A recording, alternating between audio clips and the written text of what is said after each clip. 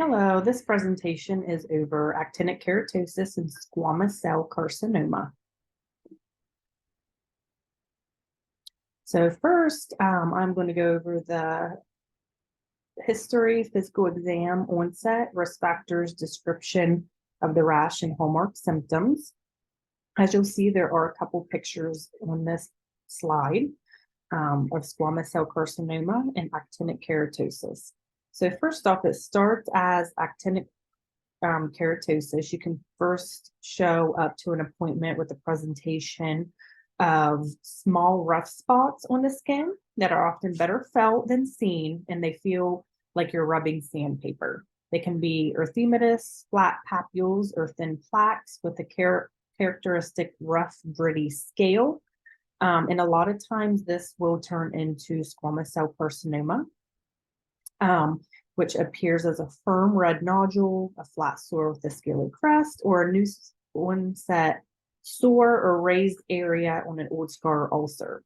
It can be a papule, plaque, or nodule. They're typically pink, red, or skin colored, scaly. They can be on the outside of the skin or kind of indurated.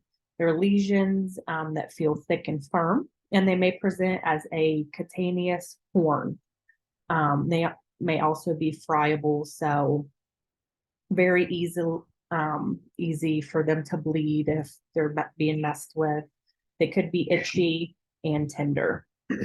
Some of the biggest risk factors is tanning bed use throughout life, especially in those younger years. Just be mindful of those risk factors of using a tanning bed or years of ultraviolet UV light exposure, chemical carcinogen exposures such as arsenic. And it occurs most commonly in white, fair-skinned people and on areas that have had a lot of sun exposure, such as like the head, neck, forearms, and the back of your hands. Increased age and immunosuppression can also increase your risk as well. And then the common diagnostic and therapeutic procedures. So for squamous cell carcinoma, a lot of times a biopsy is first, just so that they can see what kind of cells are growing, and then they will surgically remove the carcinoma. And then actinic keratosis diagnosis is typically physical exam. A lot of times practitioners will refer to dermatology just so that they can take a closer look to make sure there are no cancerous cells in that skin tissue. And then cryotherapy is the most common treatment for actinic keratosis. And then therapy, like I said, for squamous cell carcinoma, surgical excision or the Mohs micrographic surgery. And then you have your curettage and electrodesiccation or cryosurgery, and then radiation therapy for poor surgical candidates. And then actinic keratosis, cryotherapy, curettage, and then topical medications can be used as well. And they're listed there at the bottom.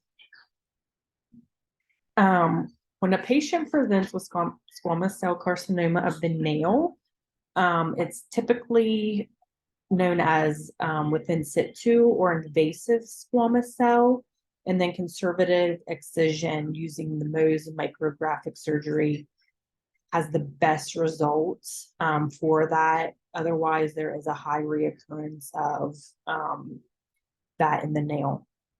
And then listed are the common pharmacological treatments for keratosis. And some of these basically just help with the cellular death and the inflammatory response, and helping, if they're irritated and things like that.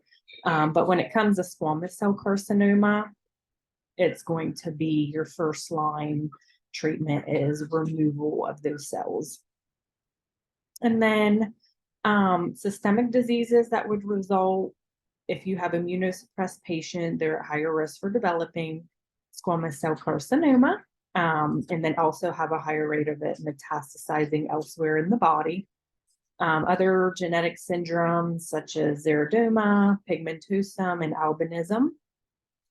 And then the HPV virus can also increase the risk of squamous cell carcinoma in certain areas of the body. For treatment of actinic keratosis or squamous cell carcinoma, an antibiotic or insecticide are typically not used unless there's an underlying infection. And then typically creams, or if it's more advanced or systemic, then a oral antibiotic may be prescribed. So the impact on quality of life. So as long as it's caught early, then most of the time it can be removed surgically, and follow-up is for life. But once it's removed, it's just making sure that it doesn't come back. And then alternate treatments is really going to be prevention of skin cancer. So using sunscreen with an SPF of 30 or higher, that's also a broad spectrum and water resistant, wearing protective clothing, making sure that you're in shady areas when it's super sunny outside. And then I know a lot of times people like to get their vitamin D through the sun, but it's a little bit healthier to just get that through your diet or like a vitamin D supplement. Avoid tanning beds, and then perform a yearly self skin check just to make sure that there's no questionable marks or areas on the skin that you have. And if so, you can always make an appointment with your dermatologist. And then follow up for the patient.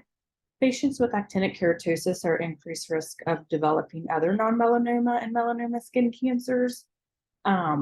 So just having skin exams every 6 to 12 months, and then also should be seen prior to any scheduled follow-up visits if there are areas of concern on the body. Patients that have been treated for cutaneous squamous cell carcinoma need surveillance for the early recognition and management of any treatment-related complications, local or regional occurrences, and development of any new skin cancers, lesions, things like that. And then for those individuals, follow-up will be every 6 to 12 months for 3 years, and then annually for life. And then patients with high-risk tumors may require additional screening with radiographic imaging and lymph node examination. Thank you for your time, and I hope you have a great rest of your night.